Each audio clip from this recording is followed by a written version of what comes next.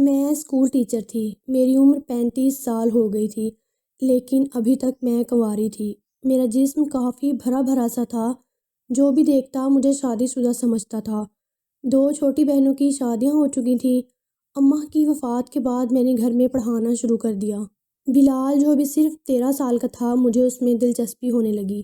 میں اکثر اس کے سامنے تنگ کپڑے پہن کر بیٹھتی، کبھی اس کا اپنے جسم پر لگاتی۔ میں اپنی جوانی کے ہاتھوں مجبور تھی۔ ایک دن صبر نہ ہوا تو بلال کو کہا، آج کمرے میں بیٹھ کر پڑھتے ہیں۔ اس دن بلال کو بچہ سمجھ کر میں اپنے گھر کی واحد کفیل تھی۔ جب سے ہوش سنبھالا، ساری زندگی اپنے گھر والوں کے لیے وقف کر دی۔ ایم اے کا امتحان پاس کیا تو اسکول ٹیچر کے لیے کوشش شروع کر دی۔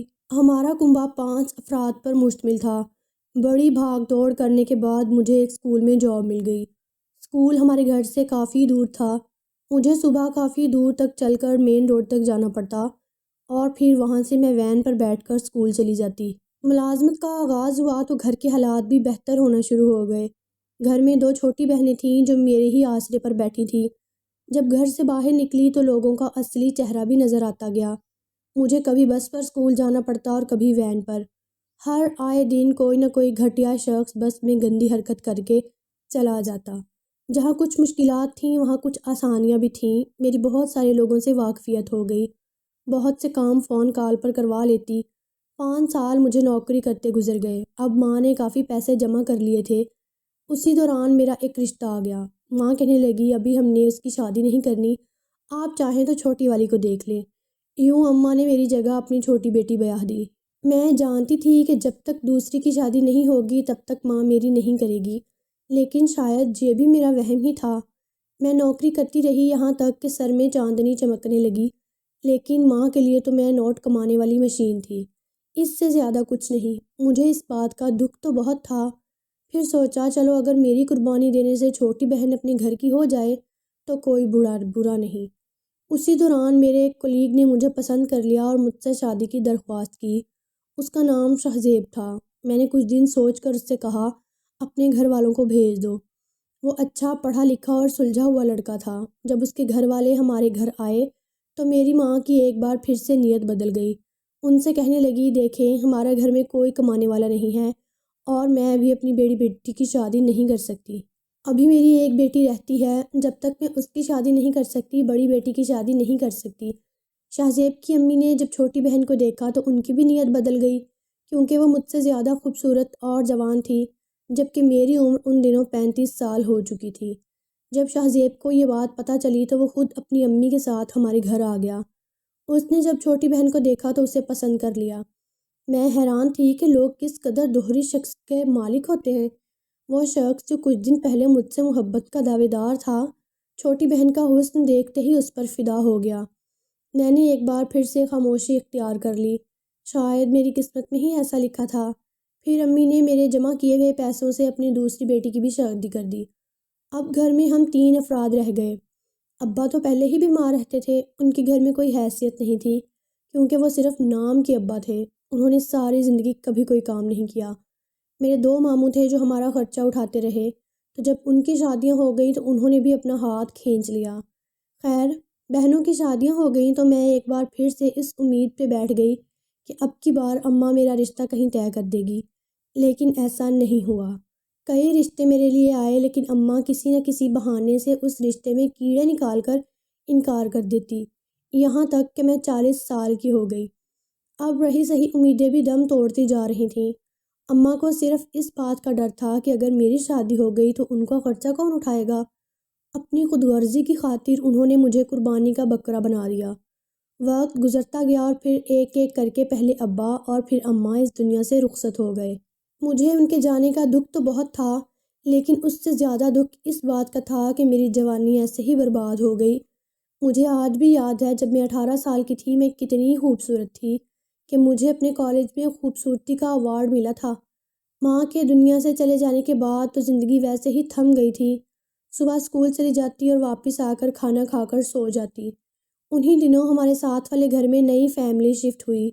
کچھ دن بعد جب تھوڑی بہت واقفیت ہوئی تو پتہ چلا کہ یہ شہزاد صاحب ہیں، ان کی بیوی فوت ہو چکی ہے۔ گھر میں ایک ماں تھی اور ایک 13 سال کا بیٹا۔ میں صبح جب گھر سے نکلتی تو وہ بھی اپنے آفس کے لیے نکل رہے ہوتے۔ یوں تقریباً روز ہی ان سے سلام دعا ہو جاتی۔ ان کو جب پتہ چلا کہ میں اسکول میں پڑھاتی ہوں تو کہنے لگے میری بیوی فوت ہو چکی ہے۔ بیٹا ایک تو بہت اداس رہتا ہے، دوسرا میں چاہتا ہوں کہ آپ اس کی پڑھائی میں اس کی مدد کر دیا کریں۔ ابھی میں سوچ ہی رہی تھی کہ کیا جواب دوں، وہ ساتھ ہی بولے ہاں پیسوں کی فکر مت کیجیے گا، آپ جتنی فیس کہیں گی ہم ادا کر دیں گے، آپ پلیز میرے بیٹے کو تھوڑا ٹائم دے دیا کریں۔ میں نے کہا اچھا ٹھیک ہے، آپ شام کو 5 بجے اسے میرے پاس بھیج دیا کریں۔ اگلے دن انہوں نے اپنا بیٹا میرے پاس بھیج دیا۔ میں نے جب اسے دیکھا تو حیران رہ گئی۔ اس کا گورا رنگ اور لمبا قد، لیکن شکل انتہائی معصوم۔ میں نے پیار سے اپنے پاس بٹھایا اور اس سے باتیں کرنے لگی۔ پہلے دن ہی وہ مجھ سے بہت مانوس ہو گیا۔ عمر تو اس کی بہت کم تھی لیکن جسمانی طور پر وہ ایک خوبصورت نوجوان تھا۔ اب میں نے اس کی پڑھائی پر توجہ دینا شروع کر دی۔ جیسے جیسے وقت گزرتا گیا وہ میرے بہت قریب ہوتا چلا گیا۔ میں نے ساری زندگی دل پر پتھر رکھ کر گزاری تھی۔ جیسے جیسے دن گزرتے گئے دل میں 100 طرح کے خیال آتے رہے، لیکن میں ہر برے خیال کو جھٹک دیتی اور اس کو ایک بچہ سمجھ کر ٹریٹ کرتی۔ ایک دن جب وہ گھر آیا تو اس نے ریڈ ٹی شرٹ پہن رکھی تھی اور خوب تیار ہو کر آیا تھا۔ میں نے کہا آج کہاں کی تیاری ہے؟ کہنے لگا تیاری نہیں، آج پاپا کے ساتھ ایک فنکشن پہ گیا ہوا تھا، ابھی واپس آیا ہوں، ویسے آج میرا چھٹی کا موڈ تھا۔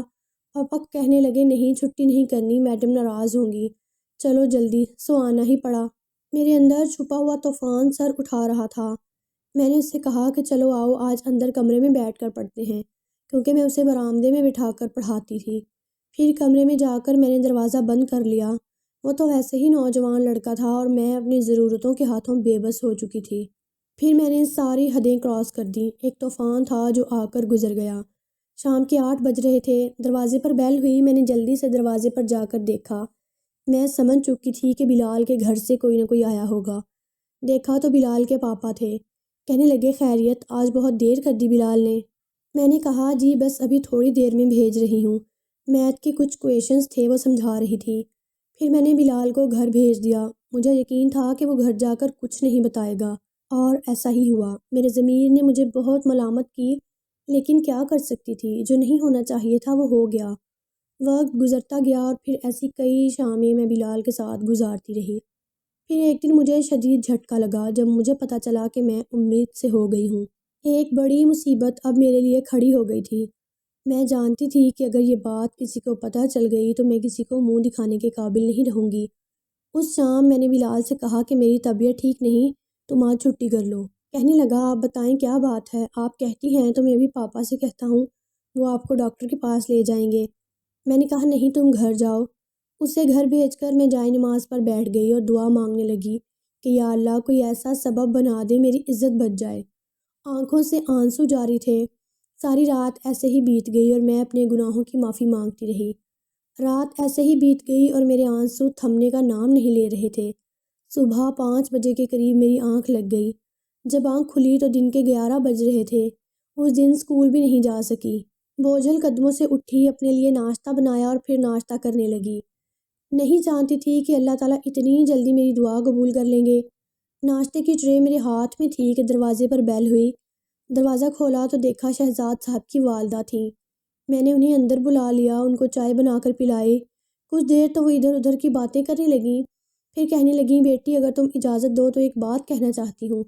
میں نے کہا جی آنٹی بولیں، میں جب پہلی بار تم سے ملی تھی میں نے اس وقت ہی سوچ لیا تھا کہ اگر قسمت میں ہوا تو تمہیں اپنی بہو بنا لوں گی۔ دیکھو شہزاد کی پہلی بیوی فوت ہو چکی ہے اور میری زندگی کا کچھ بھروسہ نہیں۔ تم شہزاد کو بھی جانتی ہو اور بلال تو روز تمہارے پاس پڑھنے آتا ہے، وہ تو پہلے ہی تمہاری بہت تعریف کرتا ہے۔ اگر تم ہاں کرو تو میں کل ہی تمہارا شہزاد سے نکاح کر دیتی ہوں۔ پاس پاس گھر ہے، بہت جھمیلے کرنے کی بھی کیا ضرورت ہے۔ میں نے کہا آنٹی میرے ماں باپ تو اس دنیا میں نہیں ہیں، میں اکیلی رہتی ہوں، مجھے تو کچھ سمجھ نہیں آ رہی کہ کیا جواب دوں۔ پھر وہ بولی کہ بس ٹھیک ہے، میں جا کر شہزاد کو یہ خوشخبری سناتی ہوں، تم تیاری پکڑو۔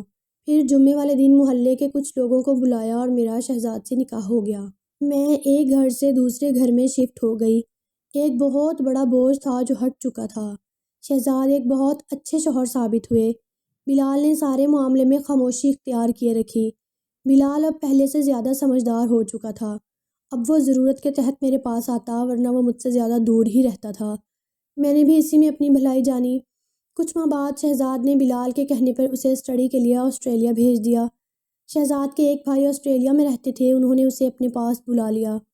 آج اس واقعے کو 5 سال ہو چکے ہیں۔ میری زندگی میں جو حسرتیں اور تمنائیں تھیں وہ سب اللہ نے پوری کر دیں۔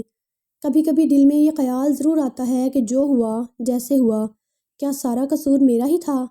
پھر سجدے میں اپنا سر رکھ کر گھنٹوں اللہ کا شکر ادا کرتی ہوں جس نے میری دعا سن لی اور مجھے وہ عطا کیا جس کے میں قابل نہیں تھی۔